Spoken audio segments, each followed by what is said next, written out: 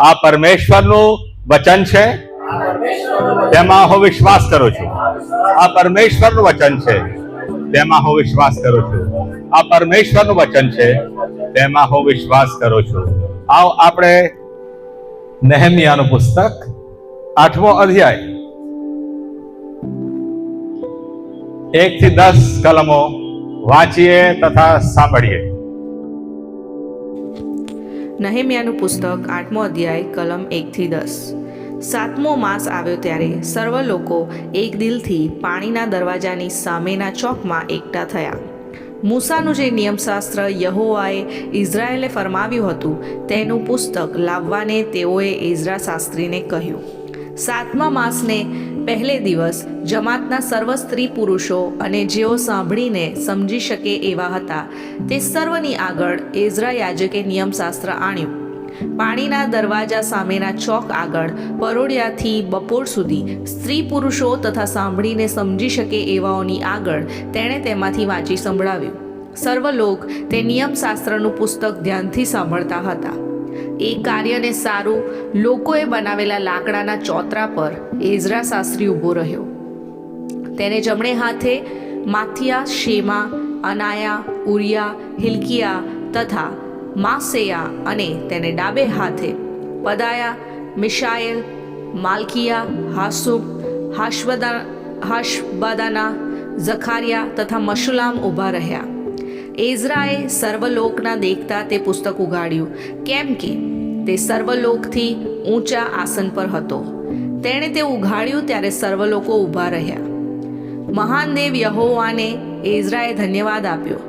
સર્વલોકે પોતાના હાથ ઊંચા કરીને આમેન આમેન કહ્યું. લોકોએ માથા નમાવીને પોતાના મુખ ભૂમિ તરફ રાખ્યા અને યહોવાનું ભજન કર્યું. વળી યેશુઆ, બાની, સેરેબ્યા, યામિન, આકુબ, શબાથાય, હોદિયા, માસેયા, ક્લિટા, અઝારિયા, યોઝાબાદ, હાનાન, પલાયા તથા લેવીઓ લોકોને નિયમશાસ્ત્ર સમજાવતા હતા. લોકો પોતાની જગાએ ઊભા રહ્યા હતા. તેઓએ દેવના નિયમશાસ્ત્રના પુસ્તકમાંથી સ્પષ્ટ રીતે વાંચી સંભળાવ્યું અને તેમને વાંચેલું સમજાવ્યું. સર્વલોક નિયમશાસ્ત્રના વચનો સાંભળીને રડતા હતા. તેથી સરસુબા નહેમ્યાએ યાજક એઝરા શાસ્ત્રીને તથા લોકને શિક્ષણ આપનાર લેવીઓએ સર્વ લોકોને કહ્યું કે આ દિવસ તમારા દેવ યહોવાને સારું પવિત્ર છે, માટે શોક કરવો નહીં અને રુદન પણ કરવું નહીં. પછી તેણે તેઓને કહ્યું કે હવે જાઓ, સ્વાદિષ્ટ ભોજન કરો, મિષ્ટ પાન કરો અને જેઓએ કંઈ તૈયાર કરેલું ન હોય તેઓને માટે તમારામાંથી હિસ્સા મોકલી આપો, કેમ કે આપણા દેવ યહોવાને સારું આજનો દિવસ પવિત્ર છે. એથી તમારે ઉદાસ પણ ન થવું, કેમ કે યહોવાનો આનંદ તે જ તમારું સામર્થ્ય છે. કેમ કે યહોવાનો આનંદ તે જ તમારું સામર્થ્ય છે. આવો પ્રાર્થના કરીએ. એલેન આપણે પ્રાર્થનામાં દોરશે.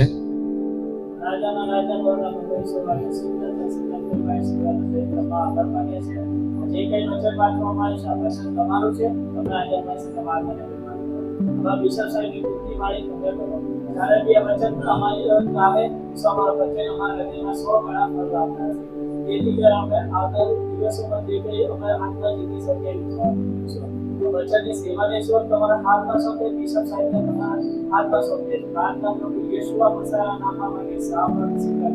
આમેન. બેસી જઈશું.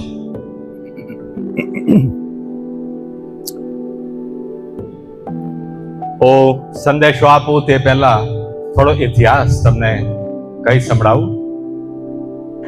આ પુસ્તક કેમ લખવામાં આવ્યું, એઝરાનું પુસ્તક કેમ લખવામાં આવ્યું. નાના નાના 2 પુસ્તકો છે પણ બહુ મહત્વના છે. તમને યાદ હશે મેં કીધેલું છે કે 586 ઈસવીસન પૂર્વે બીસી માં કશું બન્યું. તમે જો ધ્યાન રાખતા હો તો પહેલા બીસી લખવામાં આવતું હતું અને એડી લખવામાં આવતું હતું. હવે BCE લખવામાં આવે છે અને ADE લખવામાં આવે છે. સોરી, AE લખવામાં આવે છે. એનો મતલબ શું છે? કોઈ કહેશે? એ લોકો પ્રભુ યેશુનું નામ હટાવી દેવા માંગે છે બધી જગ્યાથી. તમને જો ખ્યાલ હોય તો ઇતિહાસને બે ભાગમાં વહેંચવામાં આવ્યો છે. એક પ્રભુ યેશુ પહેલા અને બીજો ભાગ પ્રભુ યેશુ પછી.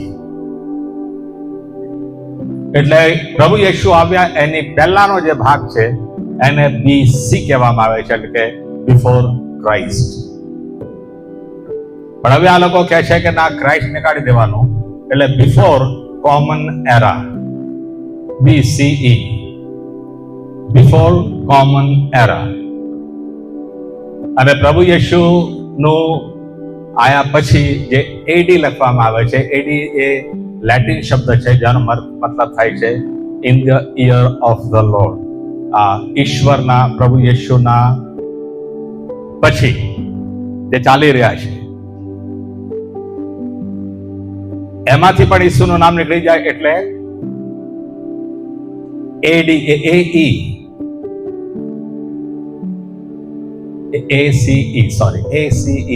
આફ્ટર કોમન એરા. હવે પૂછવામાં આવે કે કોમન એરા એટલે શું? તો કોઈ ઉત્તર આપી શકતું જ નથી. પણ ઈસુનું નામ કાઢવાના માટે કશું પણ મૂકી દેવું. અને આજે તમે જોજો બધી જગ્યા પર BCE હશે અને ACE હશે, તમે જોજો. પણ માણસ પોતાને મૂર્ખ બનાવવા માંગે છે, પોતાને છેતરવા માંગે છે. કોમન એરા એટલે શું? શું કોમન એરા? કશું જ નથી. જે ભાગ ઇતિહાસને ભાગવામાં આવ્યો એ ઈસુ પહેલા અને ઈસુ પછી પરફેક્ટ છે. એટલે દુનિયા જે કહેતી હોય, આપણે તો પ્રભુ યેશુ આવ્યા તે પહેલાનો સમય, પ્રભુ યેશુ આવ્યા તે પછીનો સમય એમાં માનીએ છીએ. Amen, amen. એટલે હવે હું 586 વર્ષ પ્રભુ યેશુ પહેલા ની વાત કરી રહ્યો છું. એ સમય તમને જો યાદ હોય તો મેં જણાવેલું કે નબુકદનેઝર રાજા, એ જમાનાનો સૌથી શક્તિશાળી રાજા, એ યહૂદાની ઉપર ચડી આવ્યો અને આખો ઇઝરાયલ દેશ તો ના કહેવાય, કેમ કે ઉત્તરનો ભાગ ઇઝરાયલ હતો તે તો તબાહ થઈ ચૂકેલો હતો. હવે યહૂદા દેશ અને એનું મુખ્ય શહેર યરુશાલેમ, જે મંદિર હતું સુલેમાનનું, એને આવીને એને આખું બાળી નાખ્યું. સુલેમાનનું મંદિર જે હતું એ પૂરું લાકડાનું અને સોનાનું હતું. એટલે બાળીને ભસ્મ થઈ ગયું, બળીને એકદમ ભસ્મ થઈ ગયું. 586 ઈસવીસન પૂર્વે. અને જે કઈ સોનું હતું એ બધું નબુકદનેઝર રાજા પોતાના સેનાની સાથે પોતાના દેશમાં લઈ ગયો. એટલું જ નહીં, પણ જે પ્રતિષ્ઠિત યહૂદીઓ હતા તેમને પણ ગુલામ બનાવીને પોતાના દેશમાં લઈ ગયો. જે રખડતા ને નકામા હતા વ્યક્તિઓ એમને રહેવા દીધા ત્યાં. પણ જે આગેવાનો હતા, મોટા વ્યક્તિઓ હતા, અમીર વ્યક્તિઓ હતા, વિદ્વાનો હતા, રાજા વંશના હતા, એ બધાને બાબેલોને લઈ ગયો. હવે એની પહેલા એક પ્રબોધક થઈ ગયો યિર્મયાહ. યિર્મયાહે 40 વર્ષ સુધી પ્રબોધ કરે રાખ્યો. 40 વર્ષ સુધી, 1 વર્ષ નહીં. અને પ્રબોધની એક જ વિષય હતો, એ કયો? ઉત્તરનું રાજ્ય આવશે અને આખું યહૂદાને તબાહ કરી નાખશે અને લોકોને બંદીવાસમાં લઈ જશે. 40 વર્ષ. અને લોકોએ વિશ્વાસ કર્યો નહીં. એટલું જ નહીં, પણ લોકોને ગુસ્સો ચડતો હતો. લોકો કહેવા માંડે આ દેશ દ્રોહી છે. એટલે યિર્મયાહને એ લોકોએ કેટલી વાર માર્યો, કેટલો સતાવ્યો. લખેલું છે યિર્મયાહના પુસ્તકમાં, વાંચજો. દેશદ્રોહી કહેવું એને, કુવામાં ઉતારી દેવો અને કેટલા દિવસ સુધી ત્યાં રાખવો. ઘણું બધું ગંદુ પણ લખેલું છે, એને ગંદુ ખવડાવવાનું. પણ એને આ વિષય છોડ્યો નહીં. 40 વર્ષ સુધી એક જ વિષય, ઉત્તરનું રાજ્ય આવી રહ્યું છે, આખો દેશ તબાહ થઈ જશે અને બંદીવાસમાં આપણને લઈ જશે. આ ભવિષ્યવાણી એને કરેલી. પણ તેમાં એક ભવિષ્યવાણી બહુ આશાવાળી પણ હતી. એ કઈ હતી? 70 વર્ષ પછી મારા લોકોને ઈશ્વર કહે હું છોડાવીને લાવીશ. 70 વર્ષ પછી બંદીવાસમાં એ લોકો ફક્ત 70 વર્ષ જ રહેશે. એ દુઃખદ હતું કે દેશ તબાહ થઈ જશે, મંદિર બાળી નાખવામાં આવશે, કશું જ રહેશે નહીં, લોકોને પણ બંદીવાસમાં લઈ જવામાં આવશે, દેશ જેવું રહેશે જ નહીં, આખા ખંડેરના ખંડેર જ હશે. બહુ દુઃખદ સમાચાર. પણ બીજો એક સમાચાર એ સારો હતો કે 70 વર્ષ પછી લોકો પાછા આવશે. નેબુકદનેસર રાજા જ્યાં સુધી જીવ્યો ત્યાં સુધી યહૂદીઓ જે તઈ લઈ જવામાં આવ્યા, બંદીવાસમાં રહ્યા, ગુલામ તરીકે રહ્યા. અને તે પછી દાનિયેલનું પુસ્તક તમે વાંચો તો તમને બીજો એક રાજાની વાત વાંચવા મળશે, બેલશાઝાર. એ આખરી બાબિલોનનો રાજા હતો, બેલશાઝાર, જેના વિશે તમને યાદ દેવડાવું. ઉજાણી કરી રહેલો પોતાના રાજાઓ, એના નીચે બધા રાજાઓ હતા ને આગેવાનો, તેમની સાથે દારૂ પીને મજા કરી રહેલો. અને અચાનક એક આંગળી આવી અને ભીતની ઉપર કશું લખ્યું. એનો મતલબ હતો,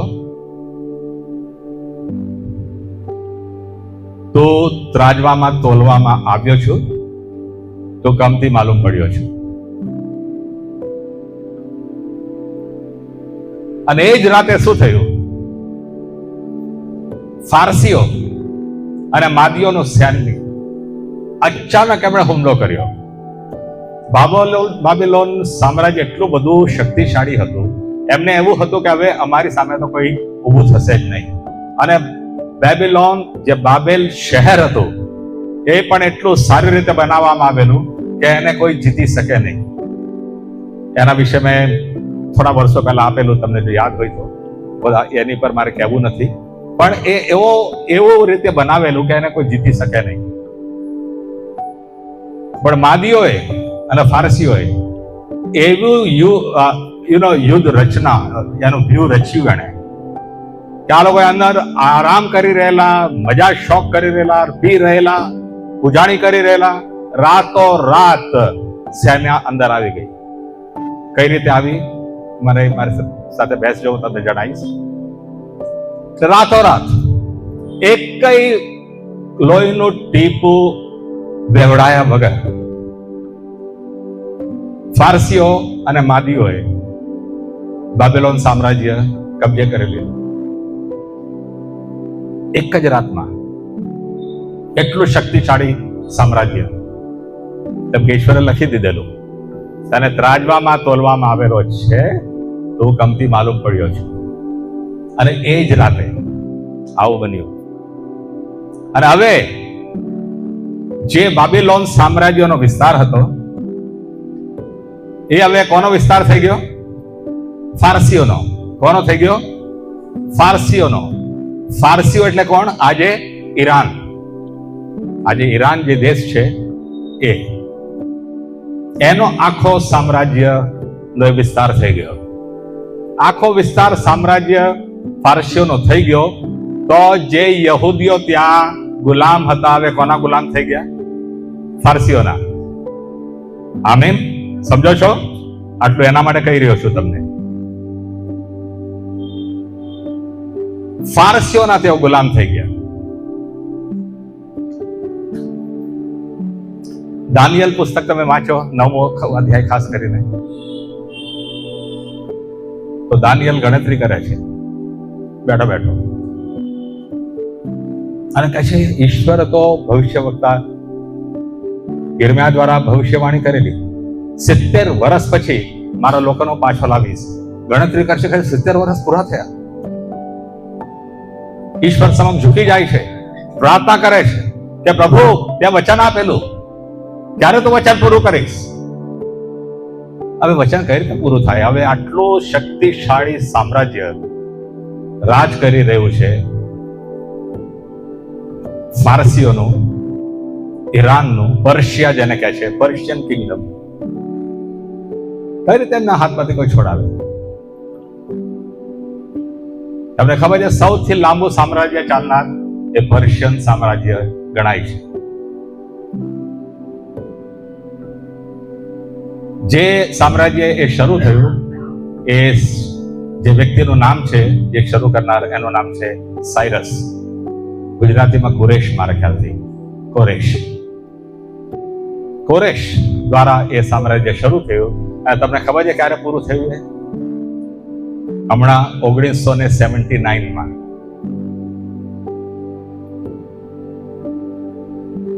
ઈસુ ખ્રિસ્ત કરતા પહેલા 500 વર્ષ પહેલા એ સામ્રાજ્ય શરૂ થયું અને હમણાં એ પૂરું થયું. એટલે લગભગ 2500 વર્ષ એ સામ્રાજ્ય ચાલ્યું. બહુ શક્તિશાળી આખો ઇતિહાસ છે. એ પછીથી તમે જાણવું હોય મારી સાથે બેસજો. પણ હવે હું જે કહેવા માંગુ છું, ઈશ્વરે ભવિષ્યવાણી કરેલી કે 70 વર્ષ પછી મારી પ્રજા ને હું પાછી લાવીશ. હવે તમે જો, ઈશ્વર અંતને શરૂઆતથી જ જાણે છે. આમીન. ઈશ્વરને બધું જ ખબર છે ભવિષ્યમાં શું થવાનું છે. કુરેશ રાજા તરીકે આવે એટલું જ ને, હજુ જન્મ્યો પણ નહોતો. જન્મે એના 300 વર્ષ પહેલા ઈશ્વરે ભવિષ્યવાણી કરી દીધેલી, નામ સાથે, કે કુરેશ દ્વારા હું મારા લોકોને ફરી પાછો લાવીશ, યરુશાલેમ બંધાવીશ, મંદિર બંધાવીશ. આવો આપણે જોઈ લઈએ યશાયાનું પુસ્તક, તેનો 44મો અધ્યાય, 28મી કલમ.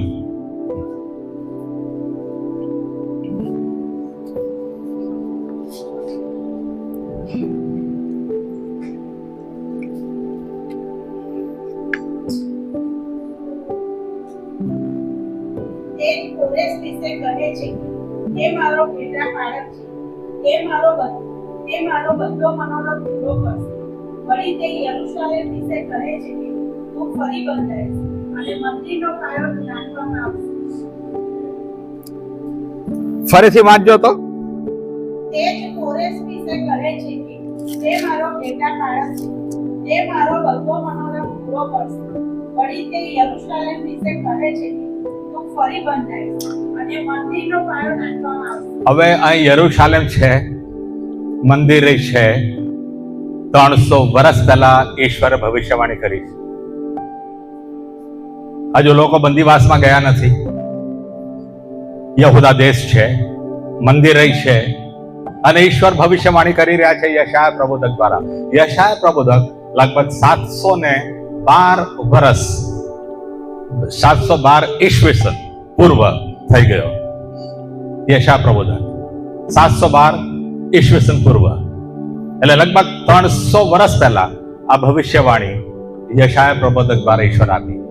કોરેશ મારો કે છે પસંદ કરેલો વ્યક્તિ છે.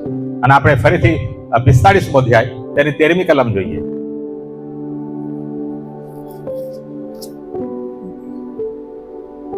મેં તેને ન્યાયી ઉદ્દેશથી ઊભો કર્યો છે, તેના સર્વ માર્ગો સીધા કરી. તે જ મારું નગર બાંધશે, ને કંઈ મૂલ્ય અથવા બદલો લીધા વગર મારા બંદીવાનોને તે છોડી મૂકશે. સૈન્યનો દેવ યહોવા એવું કહે છે. હવે અહીં ગુજરાતી બાઇબલમાં શું લખેલું છે? તે. ઇંગ્લિશમાં છે સાયરસ. સાયરસ નામ મૂકીને વાંચો હવે તમે. મેં સાયરસને ન્યાયી ઉદ્દેશથી ઊભો કર્યો છે, તેના સર્વ માર્ગો સીધા કરીશ. સાયરસ સજ મારું નગર બાંધશે, ને કંઈ મૂલ્ય અથવા બદલો લીધા વગર મારા બંદીવાનોને તે છોડી મૂકશે. સૈન્યનો દેવ યહોવા એવું કહે છે. હાલેલુયા. આ ભવિષ્યવાણી 300 વર્ષ પહેલા ઈશ્વરે એના લોકોને આપી દીધી. સાયરસ વિશેની ભવિષ્યવાણી. હજુ સાયરસ તો જન્મ્યો પણ નથી. ફારસી સામ્રાજ્ય નથી.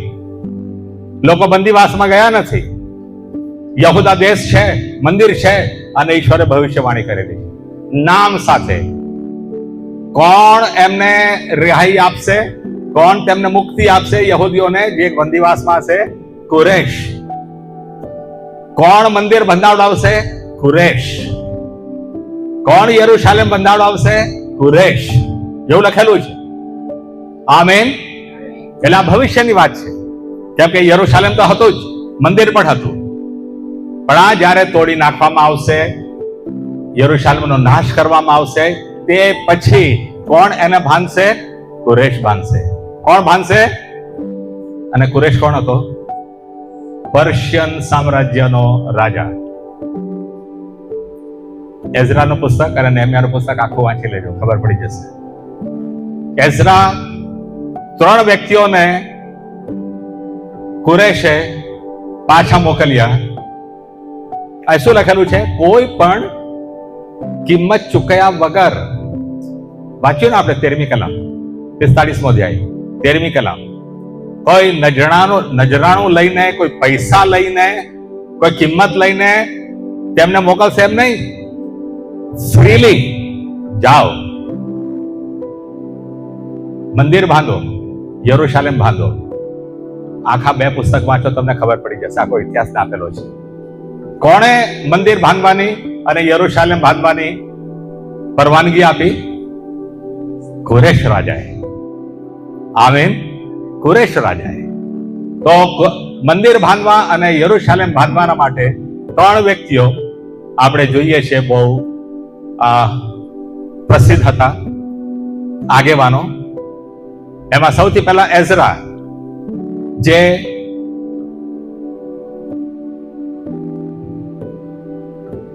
શાસ્ત્રી હતો, સ્ક્રાઇબ હતો, વચન લખનાર. ઓકે. અને સ્ક્રાઇબ્સ લોકો બહુ જ ઈશ્વરનો ભય રાખતા હતા. એક કઈ ભૂલ એમનાથી લખાણમાં થવી ના જોઈએ. કે જે આપણે તોરા હતો, જૂનો કરાર, એની કોપી કરવાની હોય તો એ શાસ્ત્રી જ કરી શકે. અને શાસ્ત્રી ક્યારે કરે? પોતાની જાતને બહુ જ પહેલા પવિત્ર કરે અને પછી લખે. અને જ્યાં ઈશ્વરનું નામ આવે, ફરી પાછો તે ઉભો થઈ જાય, પોતાને પાછો પવિત્ર કરે, પાછો આવીને બેસે, પછી આગળ લખે. એટલે બહુ જ ઝીણવટથી, બહુ જ ધ્યાનથી કોપી બનાવવામાં આવતી હતી. અને એ જે શાસ્ત્રીઓ હતા, એમાંનો એક શાસ્ત્રી એઝરા હતો, જેને મોકલવામાં આવ્યો. બીજો હતો ઝેરુબાબેલ. ઝેરુબાબેલ, જેણે મંદિર બાંધ્યું. પહેલું મંદિર જે હતું એ કોનું મંદિર ગણાતું હતું? સુલેમાન રાજાનું મંદિર. અને બીજું મંદિર કોનું ગણાતું હતું? ઝરુબાબેલનું. ઝરુબાબેલ આવીને મંદિર બનાવ્યું. અને ત્રીજું મંદિર કોનું ગણાતું હતું? હેરોદનું. હેરોદ રાજા, જે પ્રભુ યેશુ વખતે હતા, એના બાપ. એ હેરોદ નહીં, કેમ કે 1-2 હેરોદ થઈ ગયા. જ્યારે જે મંદિર પ્રભુ યેશુ વખતે હતું, એ હેરોદ રાજા બનાવેલું. તો 3 મંદિર આપણે જોઈએ છીએ. આ બીજું મંદિર જે બાંધવામાં આવ્યું એ ઝરુબાબેલ બનાવ્યું. અને ત્રીજો વ્યક્તિ જે મોકલવામાં આવ્યો એ નેહમાયા. નેહમાયા એ બાબેલોન સામ્રાજ્યમાં એક અધિકારી ના સ્થાને હતો. રાજાનો પાત્રવાહક હતો, રાજાને દારૂ આપનાર. એ સામાન્ય વ્યક્તિ નહોતા રહેતા, એ અધિકારી રહેતા હતા. આજે તમને જો ખ્યાલ હોય, પ્રેસિડેન્ટ, આપણા રાષ્ટ્રપતિ જે છે, એની પાછળ તમે જોયા હશે 2 આર્મી ઓફિસર્સ હશે. જોયા છે? જ્યાં પણ પ્રેસિડેન્ટ જાય એની પાછળ આર્મીના કપડા પહેરેલા વ્યક્તિ હોય.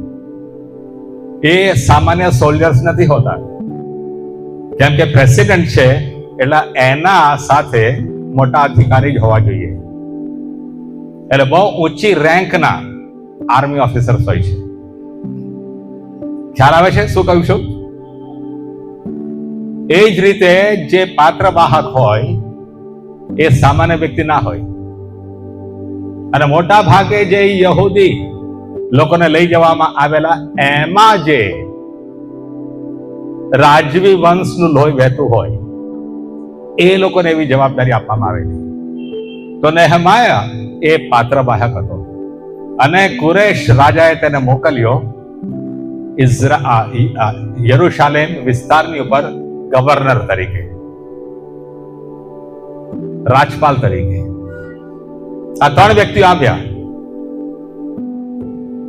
વાંચો, બહુ સુંદર. એકવાર મેં તમને બતાડેલું પણ ખરું કે સોનું રૂપું કેટલું કુરેશે મોકલ્યું.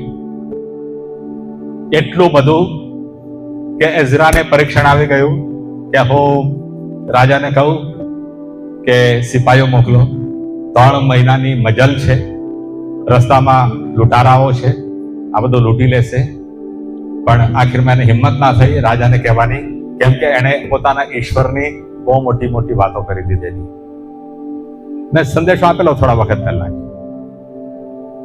ઘણું બધું સોનું રૂપું બધું કુરેશ રાજાએ આપ્યું. ફ્રી, જાઓ અને બનાવો. હવે આ લોકો આવીને મંદિર બનાવ્યું, કોટ બનાવી દીધો યરુશાલેમનો, લોકોએ પોતપોતાના ઘરો બનાવી દીધા. એટલે 8મો અધ્યાય પહેલી કલમમાં શું લખ્યું છે?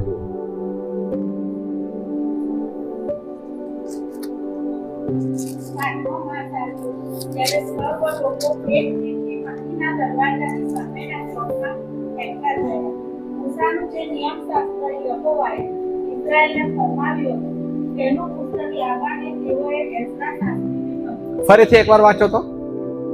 7મો માસ આવ્યો ત્યારે સર્વ લોકો એક દિલથી પાણીના દરવાજાની સામેના ચોકમાં એકઠા થયા. ખબર નહીં કેમ ગુજરાતીમાં એવું લખ્યું છે, ઇંગ્લિશમાં લખેલું છે when they had settled themselves, જ્યારે તેઓ ત્યાં સ્થાયી થઈ ગયા.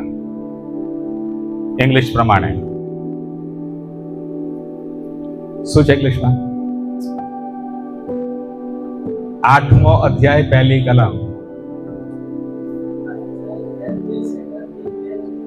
છે ને.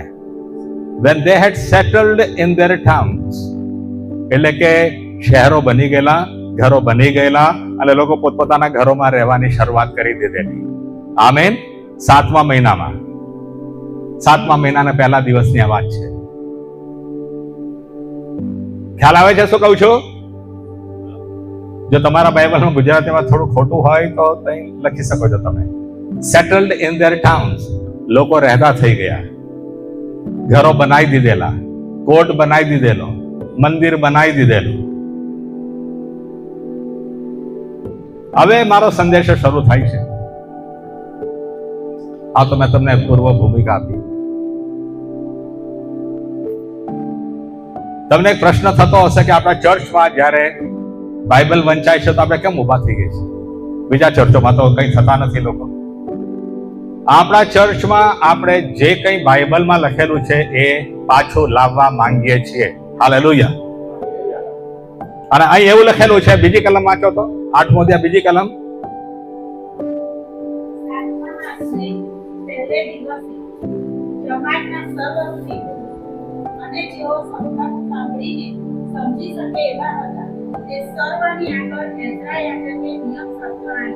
અને પછી શું કર્યું? ત્રીજી કલમમાં પાણીના દરવાજા સામેના ચોક આગળ કરોડિયાથી બપોર સુધી સ્ત્રી પુરુષો તથા સાંભળીને સમજી શકે એવાઓની આગળ તેણે તેમાંથી વાંચી સંભળાવ્યું. હવે શું લખેલું છે? સવારથી લઈને બપોર સુધી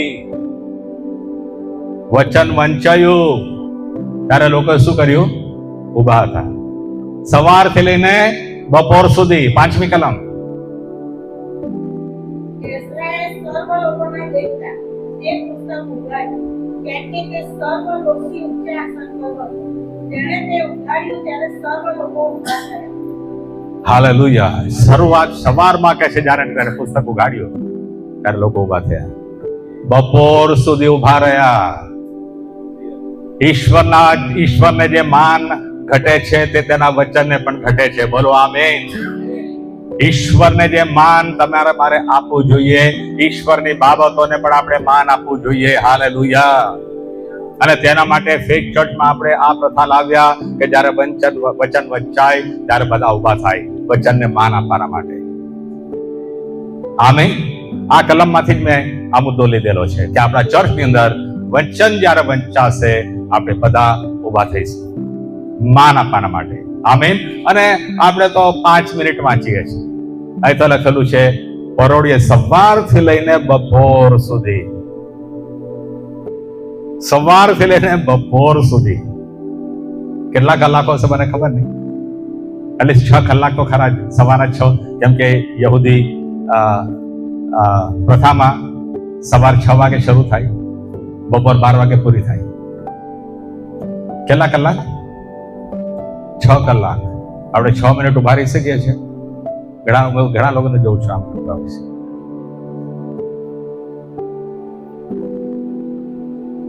આવ આપણે ઈશ્વરના વચનને માન આપતા થઈ જઈએ. આમેન. આમેન. આ પ્રથા ફક્ત આપણે અહીં પૂરી કરીએ એમ નહીં, ઘરમાં પણ જ્યારે આપણે વચન વાંચવાના હોઈએ ત્યારે ઉભા થઈ જઈએ. વાંચો, તમારા પગ મજબૂત થશે. આમેન. પગ મજબૂત થશે. અને લખેલું છે જ્યારે વચન નિયમ શાસ્ત્ર વાંચવામાં આવ્યો ત્યારે કશું બન્યું. લોકો કહે છે જોર જોરથી રડવા માંડ્યા. જો તો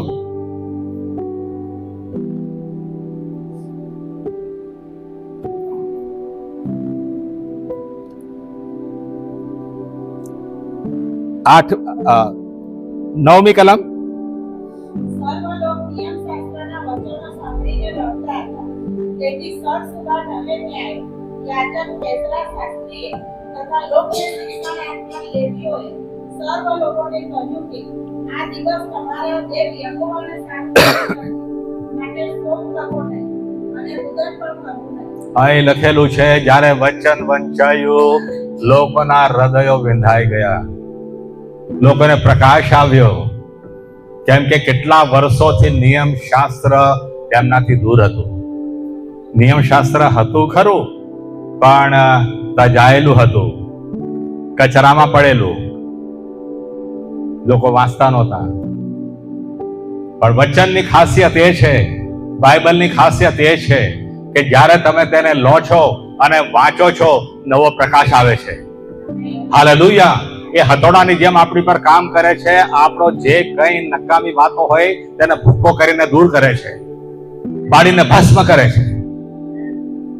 2 ધારી તલવારની જેમ આપણી ઉપર એ કામ કરે છે. આમેન. વચન એટલું બધું અસરકારક છે માણસના માટે. લોકો રડવા માંડ્યા, શોક કરવા માંડ્યા, જોર જોરથી અવાજ કરવા માંડ્યા, નાના બાળકોની જેમ. લખેલું છે, બંને પુસ્તકો વાંચી લેજો, તમને ખબર. હું જે કહું છું કે ગપ્પા નથી મારી રહ્યો, બધું લખેલું છે અંદર. જોર જોરથી લોકો રડવા માંડ્યા. ત્યારે નેહમાએ કીધું રડો નહીં, કેમ કે આજનો દિવસ પવિત્ર દિવસ છે. આજનો દિવસ પવિત્ર દિવસ છે, રડો નહીં. અને પછી 10મી કલમ, જે આપણે જેની પર ગીત પણ કહીએ છીએ ઇંગ્લિશની અંદર, ગુજરાતીમાં હિન્દીમાં છે કે નહીં ખબર નહીં, ઇંગ્લિશમાં છે The joy of the Lord is my strength, the joy of the Lord is my strength. જે લખેલું છે યહોવાનો આનંદ તે તમારો બળ છે, સામર્થ્ય છે. આની ઉપર કશું કહેવા માંગુ છું.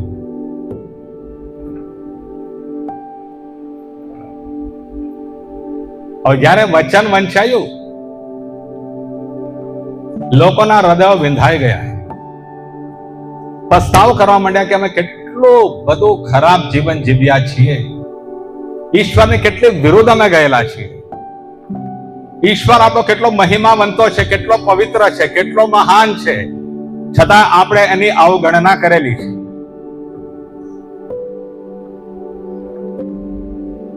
આપણું શહેર કેટલું મહિમાવંતું હતું, આપણું મંદિર એવું હતું કે એના જેવી કોઈ બિલ્ડિંગ હતી નહીં. આખી દુનિયાની મહિમા હતી. ઈશ્વરે કીધું કે ત્યાં મેં મારું નામ મૂકેલું છે. આ બધું તેમને સાંભળ્યું ત્યારે તેમના હૃદયો વિંધાઈ ગયા કે અમે શું કર્યું, મારા પૂર્વજોએ શું કર્યું.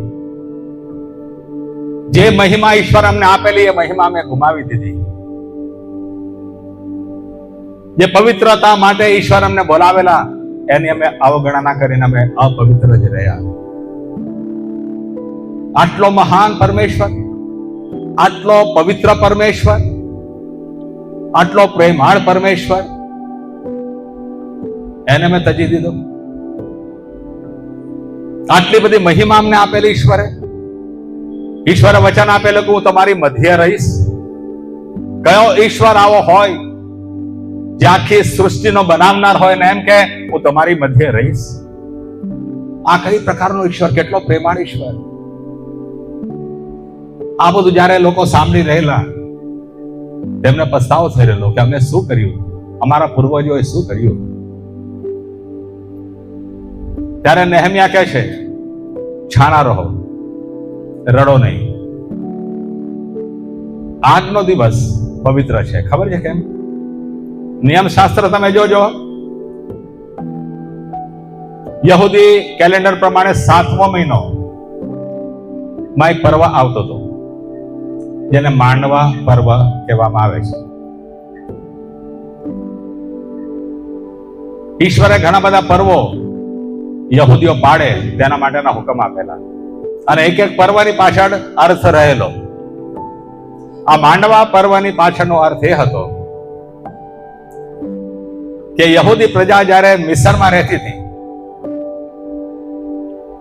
ત્યારે મિસર એમનો દેશ નહોતો, ત્યાં ગુલામ તરીકે રહેતા હતા, માંડવામાં રહેતા હતા, ટેમ્પરરી ઘરોમાં રહેતા હતા.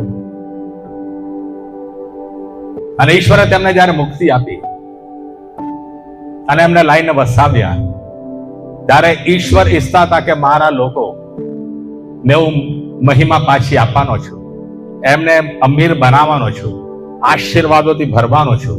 પણ એ લોકો એક જૂના દિવસો ભૂલી ના જાય કે જે દિવસોમાં તેઓ માંડવામાં રહેતા હતા, ગુલામીમાં તેઓ હતા, રડતા હતા, એ દિવસો ભૂલી ના જાય. અને તેના માટે ઈશ્વરે હુકમ આપ્યો, 7મો મહિનો જયારે શરૂ થાય તેના 7 દિવસ સુધી તમારે પોતાના ઘરની બહાર માંડવો બનાવવાનો, ટેમ્પરરી ઝૂંપડું બનાવવાનું અને ઝૂંપડામાં 7 દિવસ રહેવાનું. દર વર્ષે 7મા મહિનામાં, જેથી તમે પોતાની જાતને યાદ દેવડાવી શકો કે અમે રખડતા હતા, ભટકતા હતા, અમારું કશું જ નહોતું, અમારી પાસે કશું જ નહોતું, ઘરે નહોતું. પણ ઈશ્વરે અમારી પર કૃપા કરી અમને મુક્તિ આપી. એટલું જ નહીં, અમને ઘરોમાં વસાવ્યા છે. હાલેલુયા. હવે આ વચન વંચાઈ રહ્યું છે, લોકોને વિંધી રહ્યું છે, પણ સાથે સાથે 7મો મહિનો શરૂ થઈ ગયેલો છે. ફરીથી 8મો જયારે પહેલી કલમ વાંચીએ, 7મો માસ આવ્યો ત્યારે સર્વ લોકો એક દિલથી પાણીના દરવાજાની સામેના ચોકમાં એકઠા થયા. હવે વ્યક્તિઓ તો ભૂલી ગયા હશે, પણ ઈશ્વર ભૂલતો નથી. ઈશ્વરે જ હુકમ આપેલો, 7મા મહિનાનો પહેલું અઠવાડિયું તમારે માંડવા પર્વ પાડવાનું. આપણે 10મી કલમ સુધી જ વાંચ્યું, 8મા અધ્યાયની પાછળની કલમો વાંચો તો ત્યાં માંડવા પર્વ વિશે લખવામાં આવ્યું છે. ઘરે જઈને વાંચી લેજો. ચલો 1-2 કલમ વાંચી લઈએ.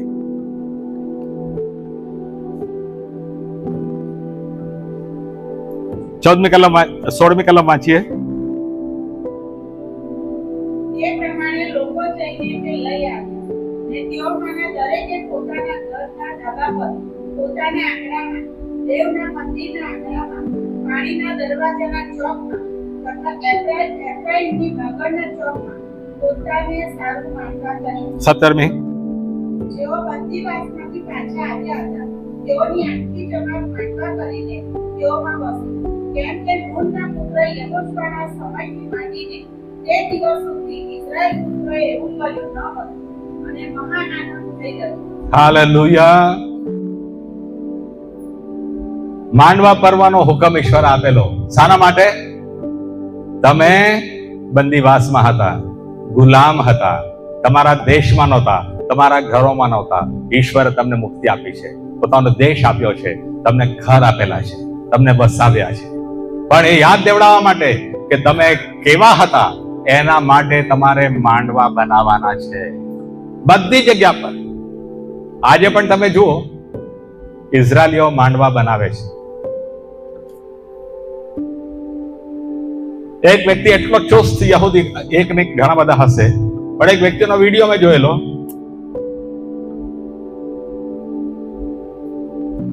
એટલે એક જગ્યાથી બીજી જગ્યા જવું હોય તેવી એને ગાડી બનાવેલી, પગથી ધક્કો મારીને લઈ જવાય. પણ માંડવો બનાવેલો ઘાસનો. એટલા બધા ચુસ્ત. આ પર્વ પાડવાનો જ છે. અમારી જાતને અમારે પોતાને યાદ દેવડાવવાના છે કે આપણે ગુલામ હતા, આપણે બહુ મહાન નહોતા કે ઈશ્વર આપણી પર કૃપા કરી, આપણે બહુ પવિત્ર નહોતા કે ઈશ્વર આપણને બોલાવ્યા, આપણે અમીર હતા, લાયકાત વાળા હતા ત્યારે ઈશ્વર આપણને બોલા, એવું નથી. આપણે નકામા હતા, તજાયેલા હતા, ગુલામ હતા, ભિખારી સમાન હતા, માંડવામાં રહેતા હતા. ઈશ્વર આપણે ત્યારે આપણી પર કૃપા કરી. હાલેલુયા. અને હવે વચન વંચાઈ રહ્યું છે, તો વચનમાંથી અમુક લોકો એ જ વિચાર કરી રહ્યા છે કે આપણે કેવા હતા, કેવા મહિમા હતી. ઈશ્વર નથી ઈચ્છતા કે એના બાળકો જૂની વાતોને યાદ કરીને રડ્યા જ કરે, અફસોસ કર્યા કરે, છાતી ઘૂંટ્યા કરે. ઓહો, મારી પાસે લાખો રૂપિયા હતા ને આજે જતા રહ્યા. ઈશ્વર નવું કામ કરવા માંગે છે. હાલેલુયા. ઈશ્વર નવું કામ કરવા માંગે છે, પણ શરત એ છે કે એને જે લખેલું છે, જે કીધેલું છે, આપણે કરતા થઈ જઈએ. આમીન. અને જ્યારે આપણે કરતા થઈ જઈએ છીએ તો ઈશ્વર આપણાથી બહુ જ ખુશ થાય છે, આનંદિત થાય છે. હાલેલુયા. તમે ને હું જે કઈ અહીં ઈશ્વરના નિયમ પ્રમાણે, ઈશ્વરના વચન પ્રમાણે કરતા થઈએ, ઈશ્વર ઉપર ખુશ થાય છે. લોકોને કશું દેખાતું નથી, લોકો ખુશ થતા નથી, પણ ઈશ્વર ઉપર ખુશ થાય છે. એક દાખલો તમને આપી દઉં. લુકની સુવાર્તા 15મો અધ્યાય 7મી કલમ. લુક 15:7.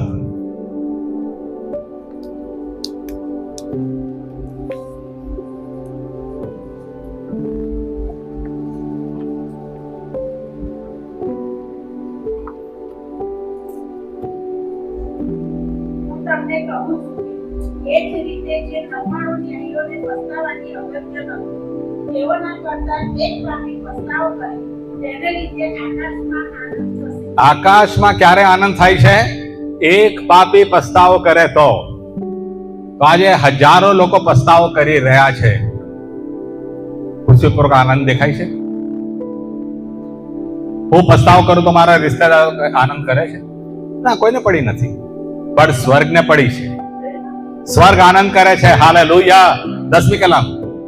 હું તમને કહું છું કે તેમજ એક પાપી પસ્તાવો કરે, તેને લીધે દેવના દૂતોની સમક્ષ હર્ષ થાય. હાલેલુયા. સ્વર્ગમાં સેલિબ્રેશન થાય છે જો એક પાપી પસ્તાવો કરે. તમે અને હું ઈશ્વરની નજરમાં કેટલા બધા કિંમતી છીએ. એક જ પાપી પસ્તાવો કરે તો સ્વર્ગમાં સેલિબ્રેશન થાય છે. હાલેલુયા.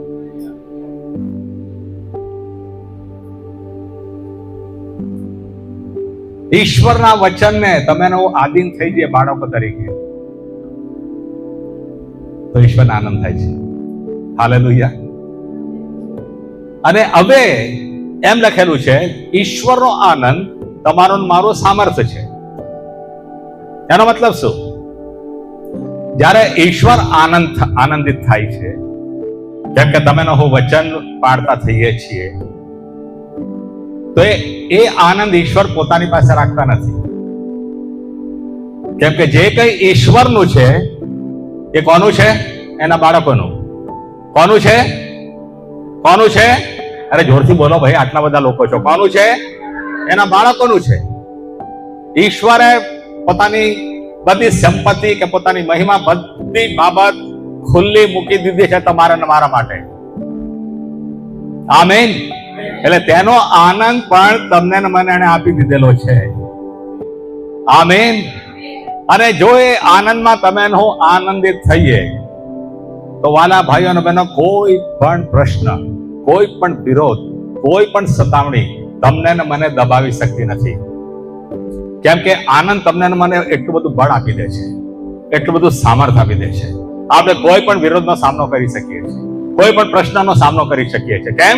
ઈશ્વરના આનંદથી તમે ને હું ભરાયેલા છીએ. હાલેલુયા. એટલે વિશ્વાસીના મોં પર કદી પણ દુઃખની રેખાઓ જોવા મળશે નહીં. જેનું મોં લબડેલું હશે ને, તો સમજી લેવાનું એ હારેલો વ્યક્તિ છે, હારેલો વિશ્વાસી છે. આ પ્રશ્ન છે એના જીવનમાં, અને પ્રશ્ન એટલા બધા એને મારી રહ્યા છે કે તે લબડેલું મોં લઈને ફરે છે. પણ જે ઈશ્વરના આનંદથી ભરાય છે દરરોજ, તે વ્યક્તિના મોં પર કદી પણ કરચલીઓ નહીં હોય, કદી પણ દુઃખ નહીં હોય. કેમ? કેમ કે ઈશ્વરનો આનંદ તેનામાં છે. અને ઈશ્વરનો આનંદ છે તેના માટે જે કઈ વિરોધ થાય, કોઈ પણ વ્યક્તિ મારી ગંદી વાત કરે, માની લો, જો ઈશ્વરના આનંદથી ભરાતા હોય ને, એ ગંદી વાતો મારા મોંને કદી પણ લબડવા દેશે નહીં. લબડવા દેશે નહીં, શું? લબડાવશે નહીં. કેમ? ઈશ્વર મારાથી ખુશ છે ને, ઈશ્વર મને પોતાનો આનંદ આપે છે ને. આમીન. તો લોકોની શું મને પડી છે? લોકો થોડી ના મને આનંદ આપે છે, લોકો થોડી ના મને આશીર્વાદોથી ભરે છે. ઈશ્વર મને આશીર્વાદોથી ભરે છે. લોકો મને આનંદ નથી આપતા, ઈશ્વર આપે છે. આમીન. જો એ આનંદથી હું ભરાયેલો છું, તો પછી કોઈ પણ બાબત, એ આક્ષેપો હોય કે સતાવણી હોય કે ગંદી વાતો હોય, જે હોય તે, એ બધી ગઈ ખાડામાં. મને તો બળ મળે છે એ બધી બાબતોનો સામનો કરવાના માટે. હાલેલુયા. આજે જો તમારી સમક્ષ આજે હું ઉભો છું, એની પાછળનું રહસ્ય આ જ છે. મારી પર શું વીત્યું નથી, શું લોકોએ કર્યું નથી, આપણા ચર્ચના જ લોકોએ શું નથી કર્યું. પણ ઉભો છું, અને કદી તમે મારા મોં પર દુઃખ નહીં જોયું હોય, આનંદ જ જોયો હશે. એની પાછળનું કારણ આ છે, યહોવાનો આનંદ મારું સામર્થ્ય છે. હાલેલુયા. હાલેલુયા. આ નવા વર્ષમાં વાલા ભાઈઓ અને બહેનો, હું ઈચ્છું છું કે ફેક ચર્ચનો દરેક વ્યક્તિના મોં પર નૂર દેખાય, દરેક વ્યક્તિના મોં પર આનંદ દેખાય, દરેક વ્યક્તિના મોં પર વિજય દેખાય. હારેલો વ્યક્તિ નહીં, પણ વિજયવંત વ્યક્તિ છે એવો દેખાય, જેથી લોકો જોઈને જ કહી દે, આ વ્યક્તિ કશું વિશેષ છે. મેં હમણાં તમને કીધું, આણંદમાં પેલા વ્યક્તિ હજુ પહેલી જ વાર મને મળેલો, મારા વિશે સાંભળ્યું પણ નથી એને. હજુ બેઠો અને 3 કે 4 જ વાક્ય મેં એની સાથે વાત કરી કે છે મારે તમારા સાથે મળવું છે. તમને પહેલા જ જોઈને મને લાગ્યું તમે વિશેષ વ્યક્તિ છો. હાલેલુયા. હાલેલુયા. એ ક્યારે બની શકે? ઈશ્વરના આનંદથી તમે હું ભરાયેલા હોઈએ તો. સતાવણી તો છે, દુઃખ છે, વેદના છે, તંગાસ છે, આક્ષેપો છે, બધું જ છે. પણ એવામાં તમારે ને મારે ઈશ્વરના આનંદથી ભરાવાની જરૂરત છે. અને જ્યારે ઈશ્વરના આનંદથી આપણે ભરાઈએ છીએ, ત્યારે આપણે સાહસિક બની જઈએ છીએ, હિંમતવાળા બની જઈએ છીએ. આપણને બળ મળે છે. કોનું બળ મળે છે? ઈશ્વરનું બળ મળે છે. હાલેલુયા. તો આજે કોઈ પ્રશ્ન તમારા જીવનમાં આવે ને, અહીંથી દોડતા નહીં, જાઓ ઈશ્વરની સમક્ષ અને કહો, પ્રભુ ઈશ્વર, મારે શું કરવું છે? બોલો. જેમ વિશાલભાઈએ સાક્ષી આપી, એમના મિત્રને એમણે કીધું, જે વાત કરવાની તે નથી કરતા ને, કહે છે દશાંશ આપો. વાત અજુગતી લાગે, પણ કોઈના કોઈ પાસામાં કશું તો કરતા જાઓ ઈશ્વરના માટે, તો ઈશ્વર ખુશ થાય. આમેન. આમેન. ઈશ્વર એ ઈચ્છે છે આપણી પાસેથી. આ પાછલી વાત જવા દો, માંડવા પર્વ આજથી શરૂ કરો ભાઈ. આમેન. પાછું જે કઈ હતું આમ હતું તેમ હતું, બધી વાત જવા દો. હમણાં તમારી પાસે જે નાના નાના ઘરો છે એમાં પણ નથી તમારે રહેવાનું, માંડવો પાડવાનું છે. અને શું લખેલું છે? ઉજાણી કરો, સારું ખાવાનું ખાઓ. ફરીથી 9મી કલમ વાંચો તો.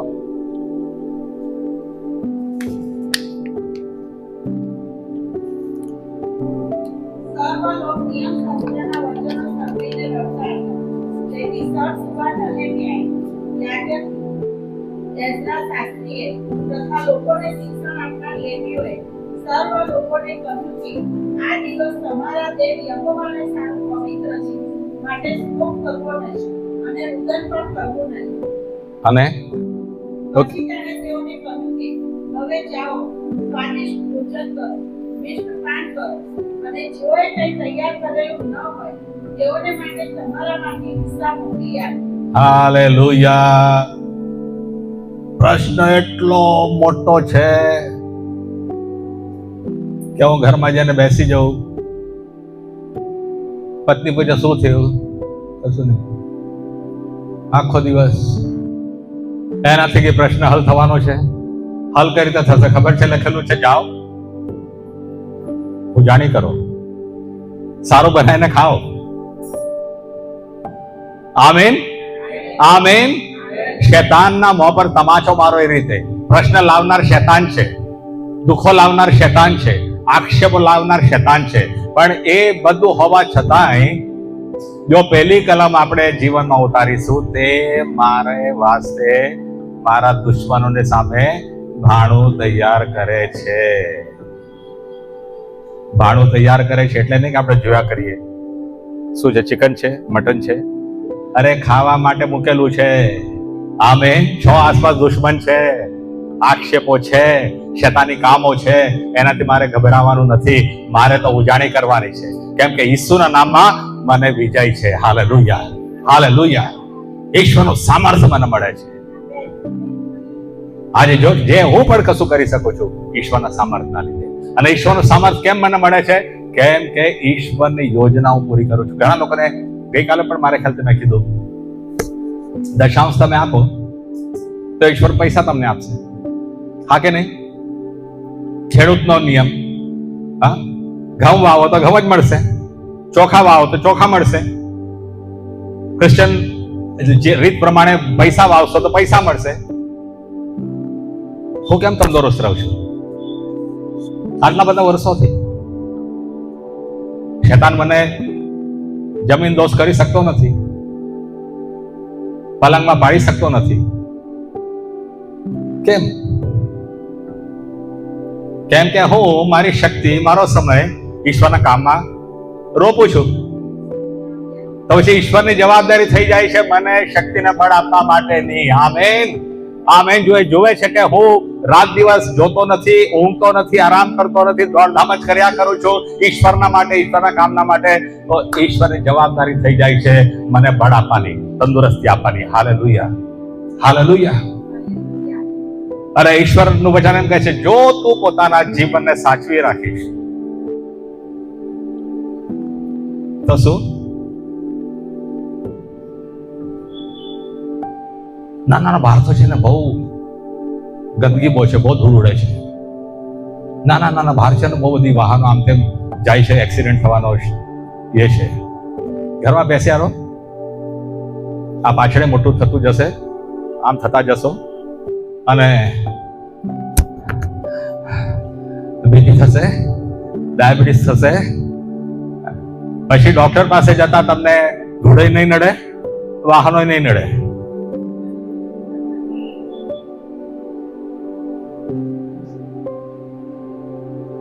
મારો દીકરો મને કહે છે, પપ્પા રહેવા દો ને, તમે એક્ટિવા ક્યાં લઈને જાઓ છો? અરે ભાઈ, બધી જગ્યા કાર ના લઈ જવાય. એક્ટિવા જોઈએ જ નાની નાની જગ્યા પર જવા માટે.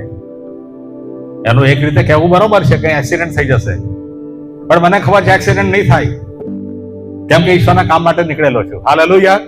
ઈશ્વર મને સંભાળે છે, ઈશ્વર કૃપા આપે છે. તેનો આનંદ હંમેશા મારામાં હોય છે, તે મને બળ આપે છે. હાલેલુયા.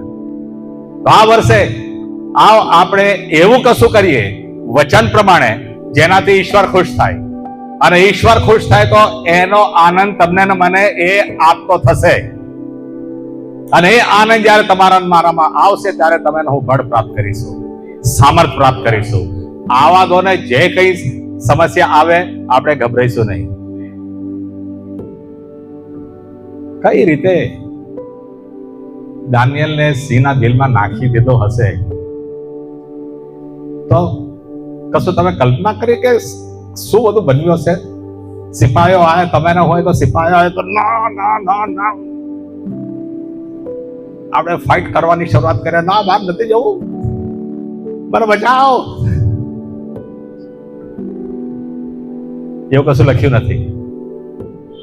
એને ઉઠાને નાખી દીધો. ખબર છે એક વિડીયો આવેલો, એ વ્યક્તિ ઉપરથી નીચે પડી ગયો વાઘના પાંજરામાં. પછી શું કરતો હતો? ઘૂંટણ પડીને વાઘને મને બચાવી દે, મને છોડ દે. એવું પણ દાનિયેલે નહીં કર્યું. આમેન.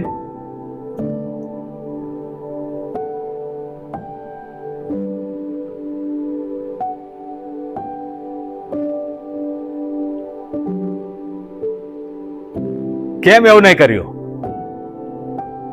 કેમ કે એનામાં ઈશ્વરનું બળ હતું. Hallelujah, hallelujah, hallelujah.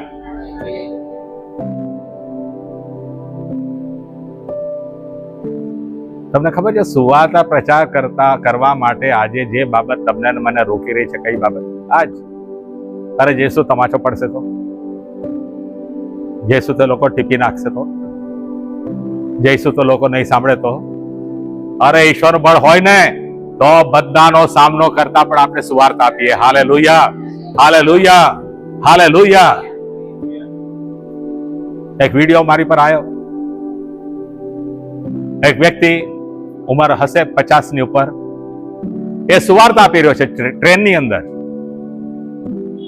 ટ્રેનમાં સુવાર્તા આપી રહ્યો છે. બધા ગોરાઓ બેઠા છે, એ પણ ગોરો છે. એક છોકરો, એને ગમતું નથી પ્રભુ યેશુ, સુવાર્તા ગમતી નથી. એને કહે છે બંધ થઈ જા, ડિસ્ટર્બ ના કર. પેલો જુવાન હતો અને આ 40-50 ની ઉંમર હશે, છતાં એને સુવાર્તા ચાલુ રાખી. પેલા ફરીથી ધમકી આપી બંધ કરી દે કે છે, તો એને તો સુવાર્તા ચાલુ રાખી. પેલો વ્યક્તિ ઉભો થયો, એને કીધું મેં તને કીધું ને બંધ કર, તો એને તો એના મોં પર જ સુવાર્તા આપવાની શરૂઆત કરી. પેલા ખેંચીને તમાચો માર્યો જુવાન વ્યક્તિએ. પેલી વખતે ઉભો રહ્યો અને કીધું વાંધો ને, આ બીજો પણ ગાલ છે, માર, હું તો સુવાર્તા આપીશ. શું થયું ખબર છે? ટ્રેનમાં બધા લોકો જોઈ રહેલા. ઘણા લોકો પેલા છોકરાની સાઈડ લઈ રહેલા, ઘણા વ્યક્તિઓ આ વ્યક્તિની સાઈડ લઈ રહેલા.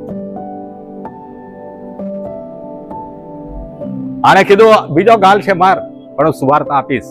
એ સુવાર્તા તારા માટે છે, તને બચાવવા માટે છે, તને પ્રભુ યેશુ બહુ પ્રેમ કરે છે. એ વ્યક્તિ રડી પડ્યો અને લિપટી ગયો પેલા વ્યક્તિને અને પસ્તાવ કર્યો એને ટ્રેનની અંદર. કેટલા લોકોના આંખમાં આંસુ હતા. એક તમાચો પડ્યો હોય અને આપણે કહે બાપા અહીંથી ભાગો. કેમ? બળ નથી, હા, સામર્થ્ય નથી, પણ આ વ્યક્તિ ઉભો રહ્યો. એવા કેટલા વિડીયો તમે જોયા હશે રોડની ઉપર, ખાસ કરીને મુસલમાનો સુવાર્તિકોને બહુ હેરાન કરે છે, એટલે સુધી કે ચપ્પુય કાઢી લે છે મારવા માટે, પણ એ હટતા નથી ત્યાંથી. અને આખીરમાં આ લોકો ઉભા રહે, હિંમતથી સુવાર્તા આપે અને પેલા લોકો પ્રભુ યેશુનો સ્વીકાર કરે. હાલેલુયા. કેમ? ઈશ્વરનો આનંદ મારું બળ છે. Hallelujah, hallelujah. આ 2025 જોવા માંગીએ છીએ આપણે એક એકના જીવનમાં કે તમે ઈશ્વરના આનંદથી ભરાઓ, જે તમારામાં બળ લાવે, સામર્થ્ય લાવે અને તમે પ્રભુ યેશુ માટે કશું કરતા થઈ જાઓ. આમીન. બધા ઉભા થઈ ગયા.